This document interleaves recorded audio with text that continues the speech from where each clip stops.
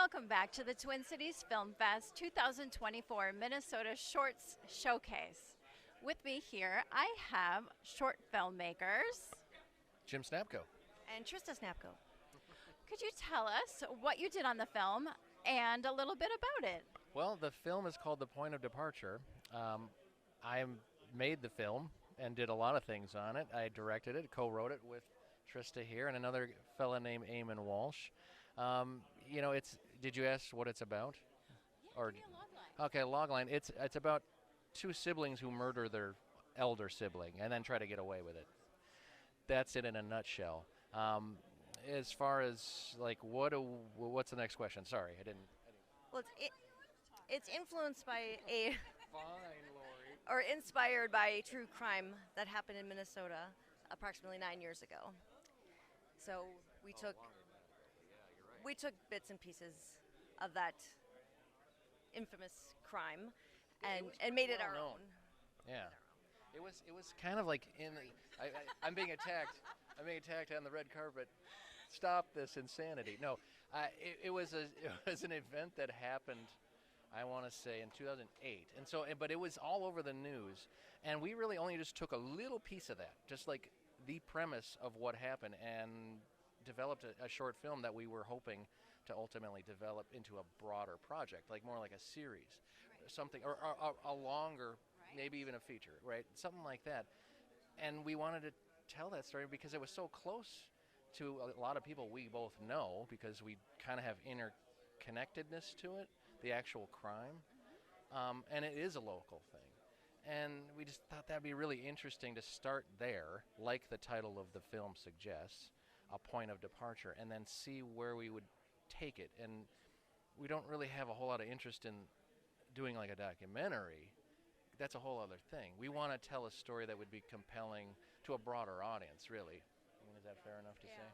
Do you feel like when Jane Froyland says her line from Shakespeare, does that have any basis in your movie? She came up with the actual line, but we wanted to portray her as the actress. You know, she was having a crisis. She had just murdered somebody, and she didn't have her outlet is drama, and that's how she was expressing herself.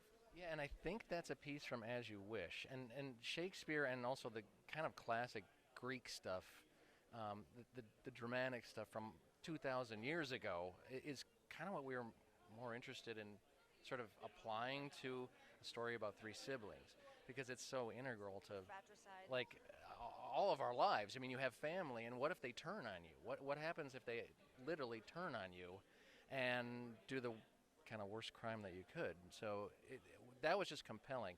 The Shakespeare thing was just a nice kind of wrinkle that Jane brought in, because she was actually rehearsing for a Shakespeare play at the time we filmed. So it all made perfect sense at the moment. Very convenient. One last question, which I was left wondering at the end of your movie, is why did they do it? Yeah, that's great. A lot of different reasons. There was embezzlement involved, but they were both extremely paranoid, and they thought their older brother was stealing from them, ultimately. There was inheritance that was involved, suicide, all sorts of different factors that were coming into this dysfunctional family that led to this implosion of hate and jealousy.